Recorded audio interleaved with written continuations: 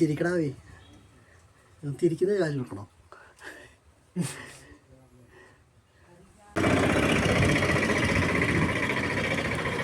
ഇത് നമ്മുടെ ഉമ്മർക്കട കട കേട്ടോ, സൈക്കിൾ കട. അത് യൂട്യൂബറാണ് പുള്ളി, യൂട്യൂബറും കൂടിയാണ്. സൈക്കിൾ കടത്ത് ഉമ്മർക്കാണ്. ഉമ്മർക്ക അവിടെ ഇരിപ്പുണ്ട്, ഉള്ളിൽ ഇരിപ്പുണ്ടോ ഉമ്മർക്ക കടാവോ? കടത്തില്ല, അങ്ങോട്ട് വിട്ടു.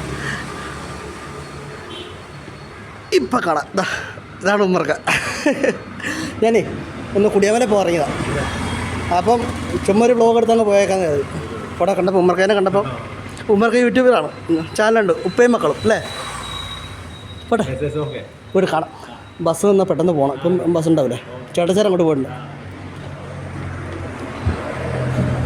2:30 ബസ്സുണ്ട്. അപ്പോൾ അതിന് വേണ്ടി ഇങ്ങനെ വെയിറ്റ് ചെയ്ത് നിൽക്കുക. നല്ല ചൂടാണ് കേട്ടോ.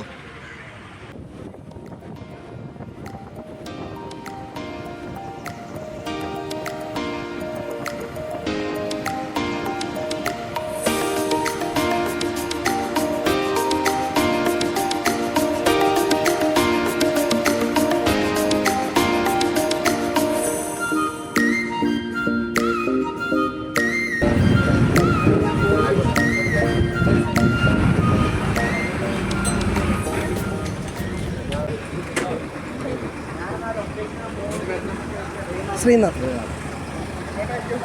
ഇവിടെയാണോടാ?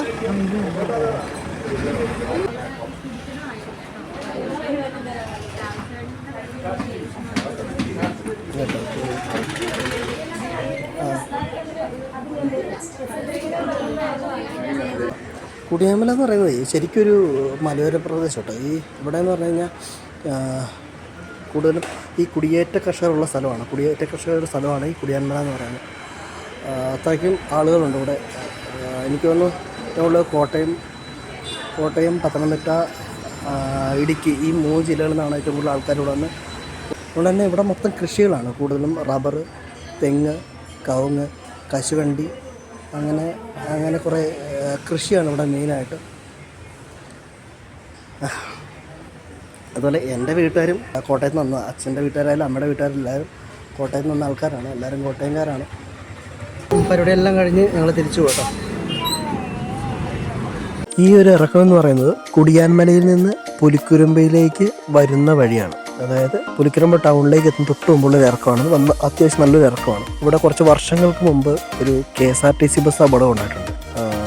അതിൻ്റെ മുകളിൽ നിന്ന് ഈ ഇറക്കം മുകളിൽ നിന്ന് ഇറങ്ങി വരുമ്പോൾ ആ വണ്ടിയുടെ ബ്രേക്ക് നഷ്ടപ്പെട്ട് അങ്ങനെ ഒരു അപകടം സംഭവിച്ച ഒരു സ്ഥലമാണ്. അപ്പം അതെനിക്ക് പെട്ടെന്ന് ഓർമ്മ വന്നു. അതുകൊണ്ടാണ് ഞാൻ ഈ സ്ഥലം നിങ്ങളെ കൂടെ ഒന്ന് കാണിക്കാമെന്ന് കരുതി. ഇത്രയും മുകളിൽ നിന്നാണ് വണ്ടി ഇറങ്ങി വന്നത്. അപ്പോൾ ആ വണ്ടി ബ്രേക്ക് നഷ്ടപ്പെട്ട് ആൾക്കാരുടെ എല്ലാം പുറകിലേക്ക് മാറാൻ പറഞ്ഞു ഡ്രൈവർ. അങ്ങനെ ആൾക്കാരൊക്കെ പേടിച്ച് കുറേ മാറി. പക്ഷേ എന്നാലും അപകടം നടന്ന എന്തൊക്കെയോ സംഭവിച്ചു. ഇനി വ്യക്തമായിട്ട് എനിക്കറിയത്തില്ല.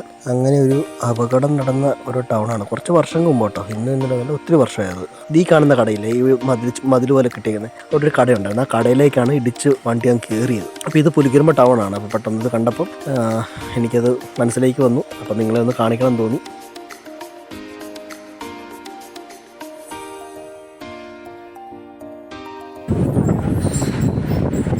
അങ്ങനെ നമ്മൾ നടുവിൽ ടൗണിലേക്ക് എത്തി കേട്ടോ. ഞാൻ നടുവിൽ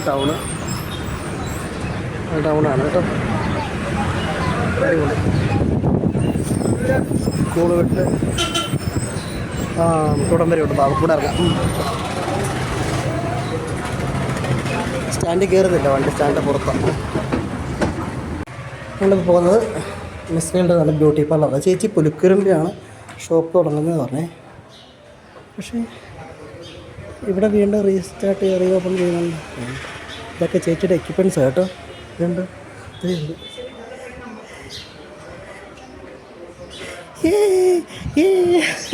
ചേച്ചി പുലിക്കുരമ്പ തിളക്കാന്ന് പറഞ്ഞിട്ട് ആ ചെമ്മന്തൊട്ടി ഉണ്ട്. ഇതോ ചേച്ചിയുടെ ബ്യൂട്ടി പാർലറാണ്. അടിപൊളി, സൂപ്പർ, നൈസ്.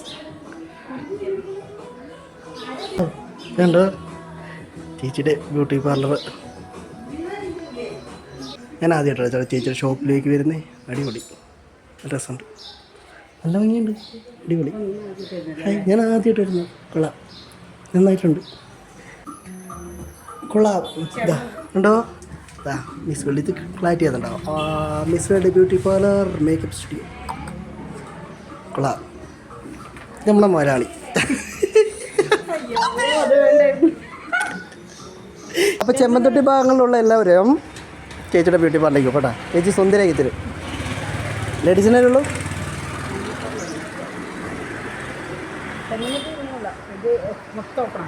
ഇതല്ലേ ഇങ്ങനെ